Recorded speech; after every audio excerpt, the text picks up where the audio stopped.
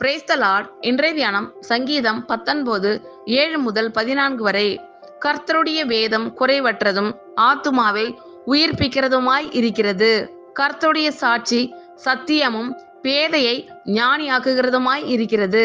கர்த்தருடைய நியாயங்கள் செம்மையும் இருதயத்தை சந்தோஷிப்பிக்கிறதுமாய் இருக்கிறது.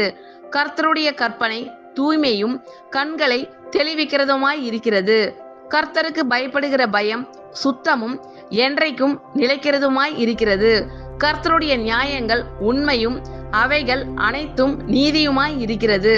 அவைகள் பொன்னிலும் மிகுந்த பசும்பொன்னிலும் விரும்பப்படத்தக்கதும் தேனிலும் தேன் கூட்டிலிருந்து ஒழுகும் தெளித்தேனிலும் மதுரமுள்ளதுமாய் இருக்கிறது.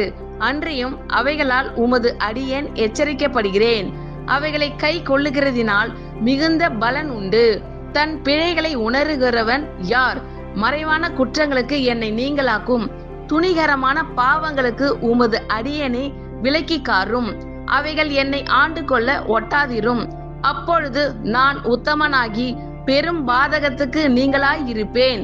என் கண்மலையும் என் மீட்பருமாகிய கர்த்தாவே, என் வாயின் வார்த்தைகளும் என் இருதயத்தின் தியானமும் உமது சமூகத்தில் பிரீத்தியாய் இருப்பதாக.